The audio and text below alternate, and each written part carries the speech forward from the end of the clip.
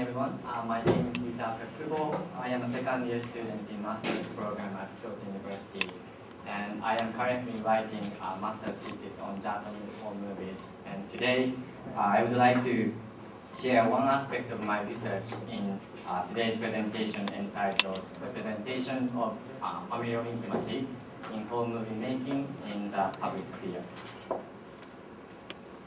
Here is the outline of today's presentation divided into three sections.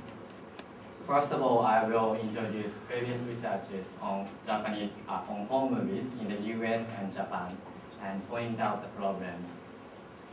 And in the second section, I will talk about the contents and goals of my master's research. And in the third section, I will examine how the interactions between the filmmakers and the subjects help create a semi-private sphere in the camera frame when we make home movies in the public sphere. As an example, I will use Kitamura Katsuhiko's Osaka Banpa Kadoku. So now let's start with the first section. Studies on home movies have been growing significantly in the States for the past 2 decades. And in 1986, the Journal of Film and Video did a special issue, Home Movies and Amateur Filmmaking, edited by Patricia Evans. And this is one of the earliest endeavors on the topic. In 1987, Richard Chalfen published a snapshot version of Life, in which he offers a very detailed analysis of characteristics of home movie making and home movie making culture. In 1995, Patricia Zimmerman, she's one of the leading scholars on amateur films. She published Real Families, a social history of amateur film, in which she offers connections between still photography, amateur filmmaking practices, and home movie making from historical and cultural perspectives.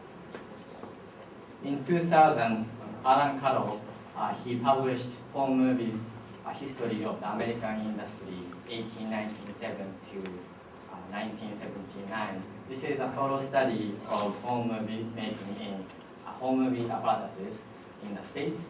And he also offers his development of amateur filmmaking, how-to magazines, film contests, and amateur film clubs in the 20th century America. Lastly, in 2006, Karen Ishizuka and Zimmerman edited Mining the Home Movie, Excavations in Memories and Histories. This is the first international anthology of writings that claim the historical significance of home movies in terms of topics such as race, gender, national identity, and film archive, and so on.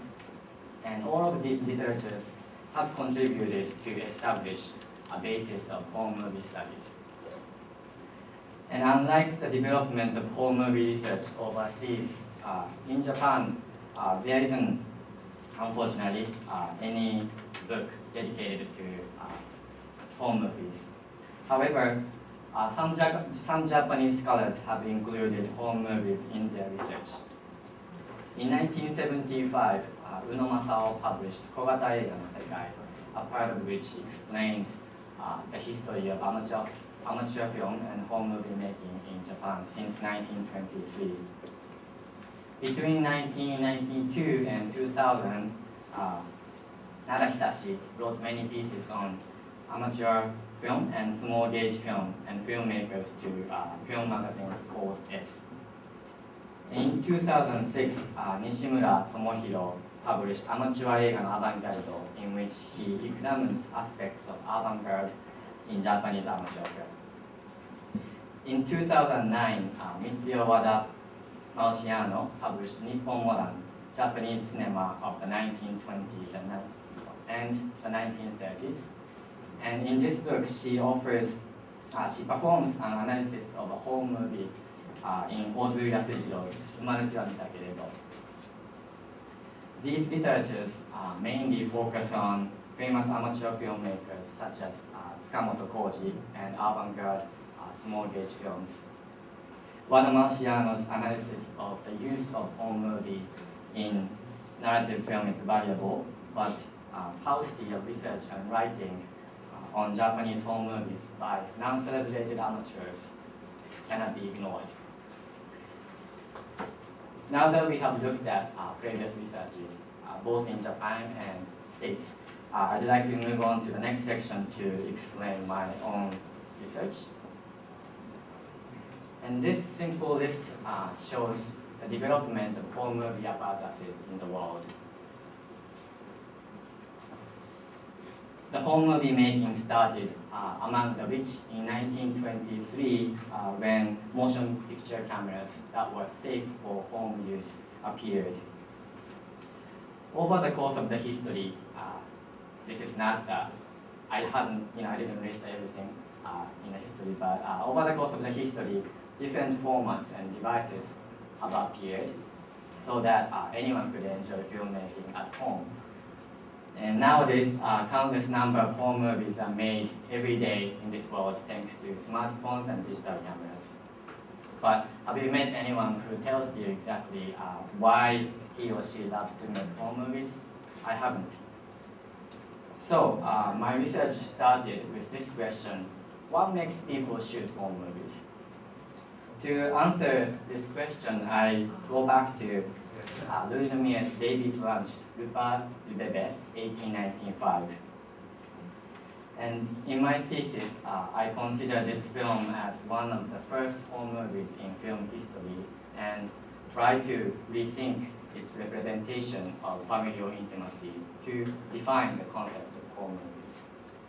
And in my thesis, I define home movies as a form of amateur film that represents interpersonal and intimate interactions between family members. In the next slide, I'm going to explain what I focus in my thesis. And this is the outline of my master's thesis.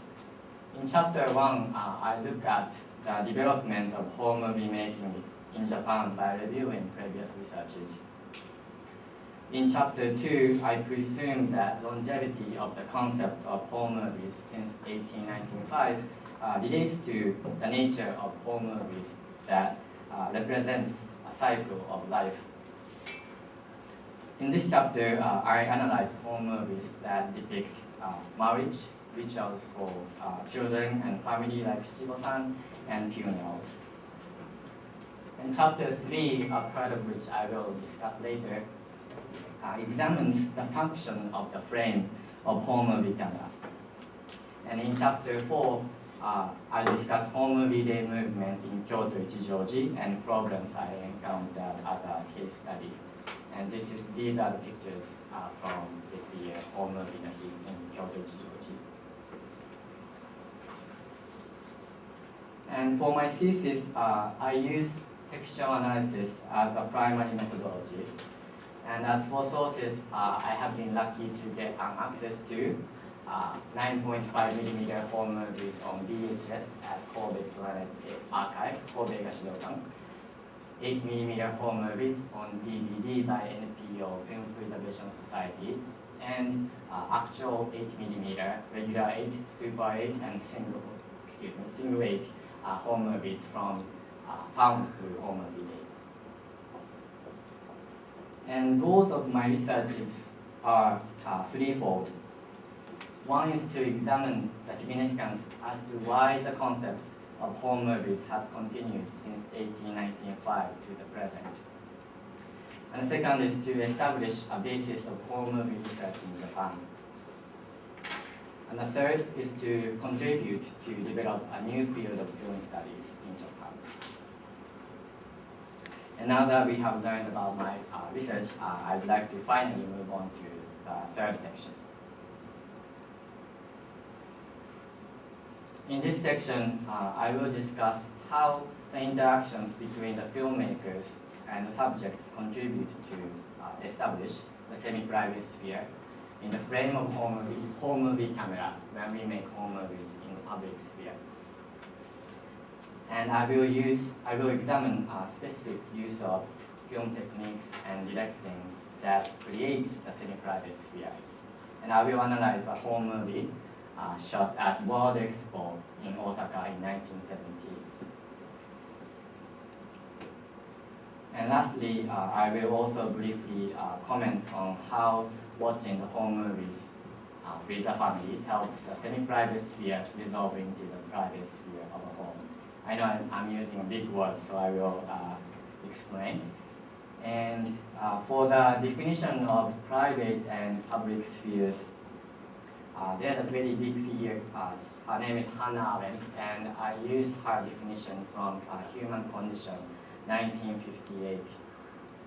In this book, Arendt defines private sphere as a sphere of intimacy in which one feels the warmth of the hearth and sheltered from the much harsher light of the public realm.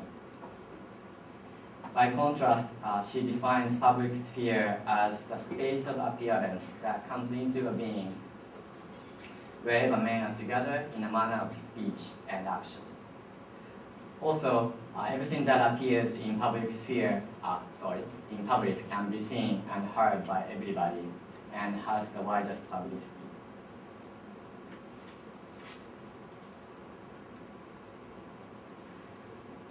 And this figure, I think it's in your handout as well.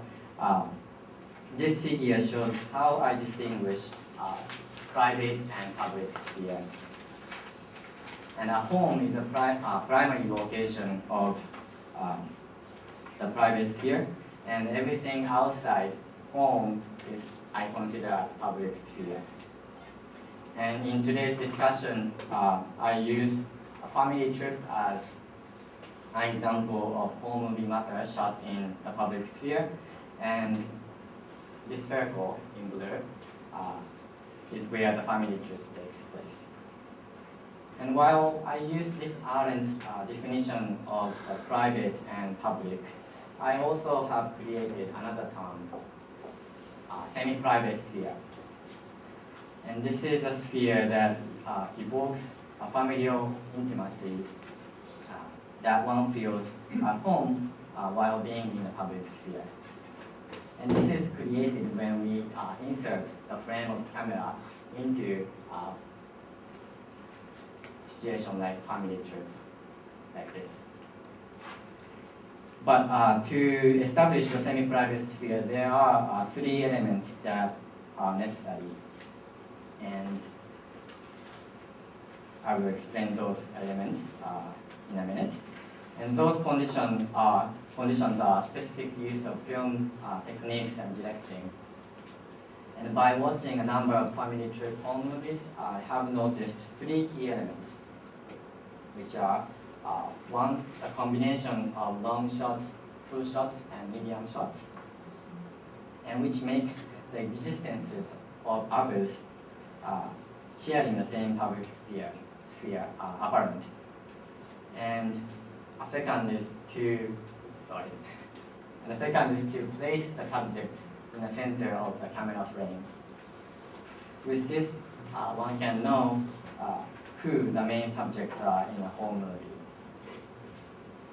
And the third is to have the subjects gaze, smile, wave their hands at, and walk towards the camera. By committing the taboo inhibited by Hollywood film grammar that the characters should never look into the camera, the subjects in home movies succeed to acknowledge the existence of the filmmaker sharing the same space. In the public sphere, where others can see and hear everything that you do, these elements are key to create the semi-private sphere in which the filmmakers and the subjects form their own sense of familial intimacy and also get the sense of protection that their home provides. Now that we have learned differences between private, public, and the semi-private sphere, as well as what constitutes the semi-private sphere, let's analyze the actual home movie. And the clip I am going to show in the next slide is from the home movie called Osaka Banpaku to Kazoku by Kitamura Tatsuhiko. And this film was shot in August 1970, and this is from Kotoshi no Ippon DVD 2011 by Film Preservation Society. And at home movie day, we select a number of home movies that we thought very good, and or the ones that audiences liked a lot. So we present it to Film Preservation Society, and they make it into one DVD, and this is one of them. So in the next slide, I will point out the elements that I have just discussed. So this film opens with an introduction of Kitamura's family. The mother and the daughter are wearing the same yellow dress. And Kitamura frames them in a full shot, which is, you can see everything of their body. And he follows as they move around, in this case to the left.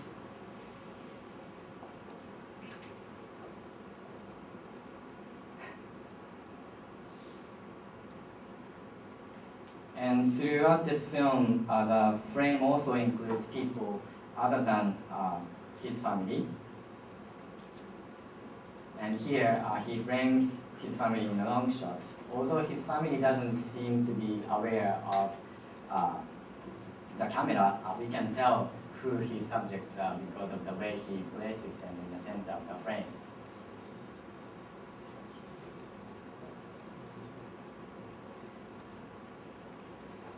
And throughout this film, it's actually 10 minutes, but it is interesting to note that whenever he sees objects moving like this, he tries to include them, and which makes me think about connections between early cinema and home movies in terms of the motion. And here, wife glances at the camera, and in the next shot, the wife and daughter fulfill the third element by waving their hand at the camera.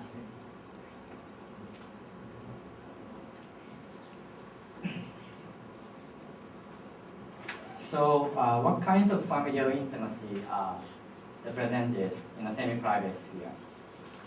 As Patricia Zimmerman points out in Mining the Whole Movie, the word amateur derives from the Latin word, excuse my pronunciation, amor, to love. And therefore, the way the filmmakers depict their subjects reflects a kind of intimacy that they have with their subjects. And I believe there are three kinds of intimacy. One is intimacy with a family as a whole. And the second is intimacy with children. And the third is intimacy with a spouse. And in the next two slides, I'm going to show intimacy 2 and intimacy 3.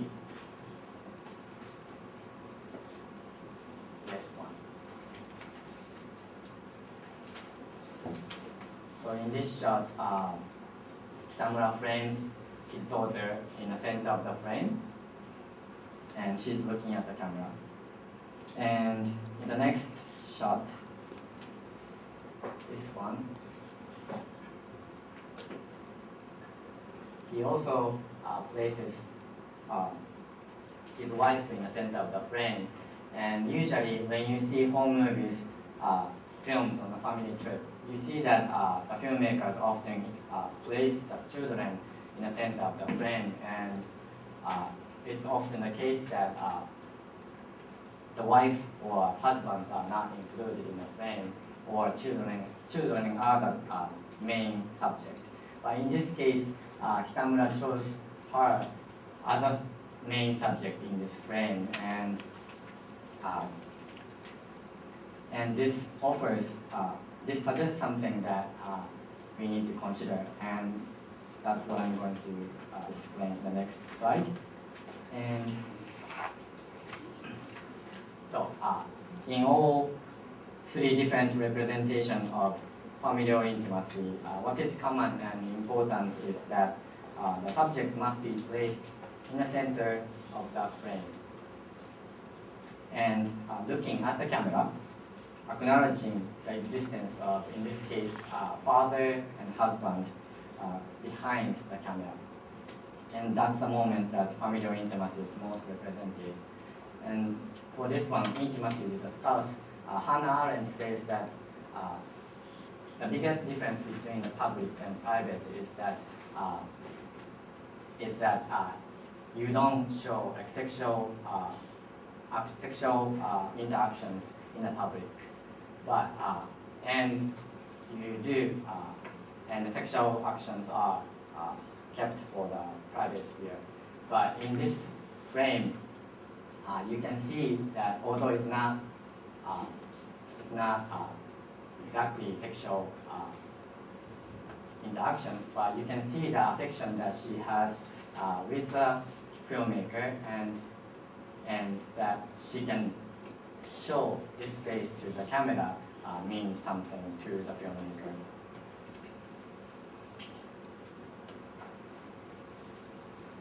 And this figure shows how the semi-private sphere merges into the private sphere. After making a home movie on family trip, the filmmakers bring it back to the house and screen it inside the private sphere. And while watching the home movie, family members look at one screen and have a conversation to share their memories. And it is my contention that what was semi-private gradually becomes part of private sphere here through this process, like this. And at the end, this semi-private sphere merges completely into private sphere. In other words, familial intimacy that already exists at home in this public sphere, private sphere, is the key for accepting kind of intimacy represented in the camera frame. In conclusion, interactions between the filmmakers and the subjects are the key to establish the semi-private sphere in the frame of home movie camera that represents familial intimacy.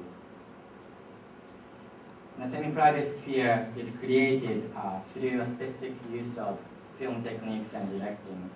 Therefore, the collaboration from the family are necessary. And when you read Hatsu magazines, there are sometimes comments from wives and children that they have to repeat same things over and over to just film one shot.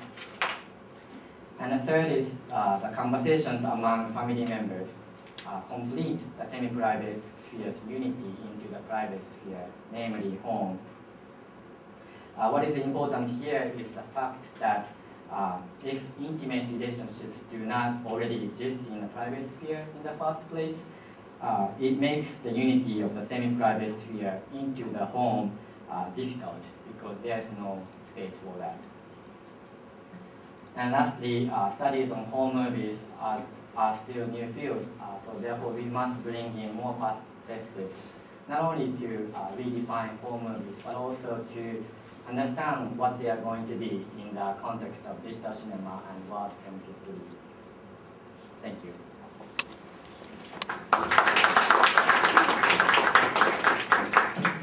というところですね。では質疑応答の方に入っていきたいと思いますけれども、どなたか質問その他いらっしゃいますでしょうか。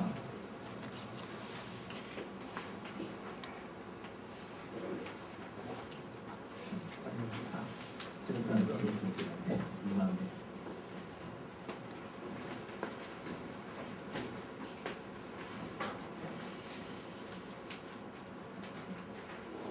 Thank you very much for your presentation. It was very interesting. Thank you. I was thinking if you define home movies as family movies, or if you consider also, I think there's a lot of people, and more these days, that are absolutely obsessed with filming themselves in their daily lives. without having families or not making the family part of these home movies. So I wanted to know what you think about that. Right. One more question.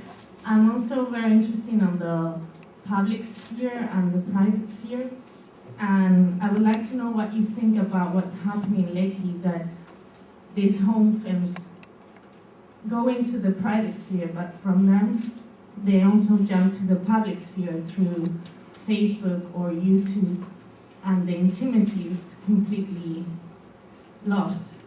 It's actually open to everyone, people that don't even know these people that appear in the videos. I want to know what you think about that. Thank you very much.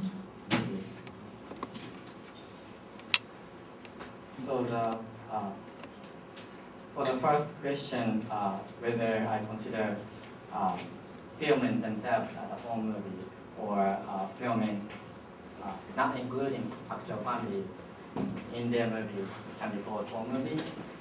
That's one of the most difficult questions that home movie scholars are facing as well, because although we already have 20 years of history of studies on home movies, we are getting more devices like smartphones, iPhones, and digital cameras. And as you said in your second question, people are putting them on Facebook as well. And from what I have read in previous researches and for my master's thesis,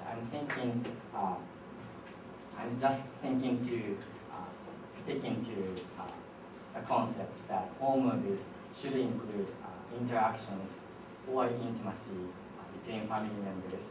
And there's one more key element to that, is that whoever is filming the home movie has to be one of the family members, either that's your grandparents or your uncle or aunt. It doesn't matter, but someone who has very close relationship to you.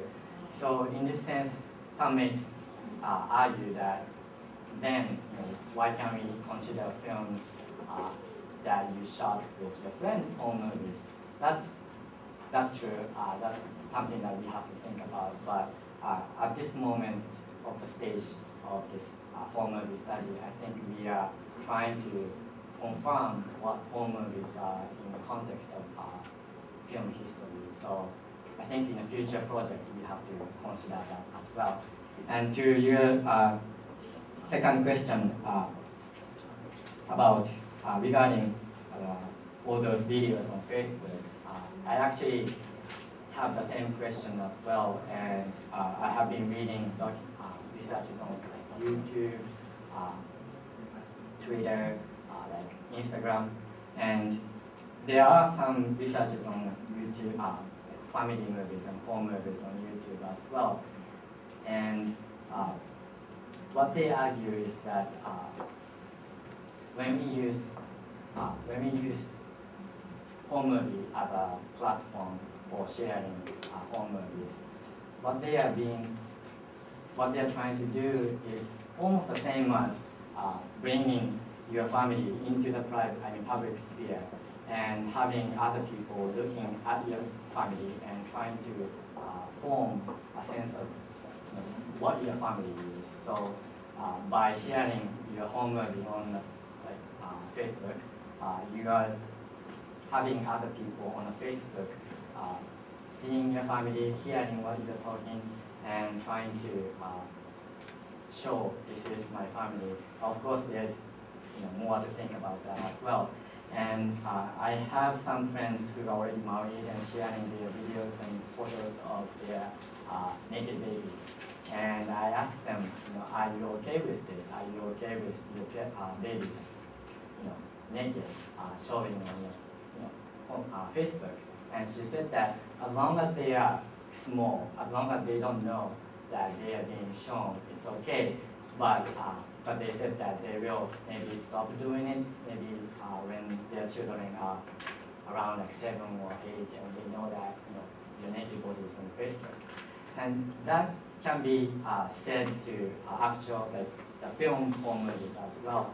I have been talking to filmmakers who made home movies, and those their grandparents and grandchildren, and their grandchildren sometimes say that when they watch the home movies, like something like their faces are so ugly or something like that. So there's a discussion of like trauma in sharing home movies of your children or grandchildren with someone that you don't know. So that's another project that we have to do in the future, I think.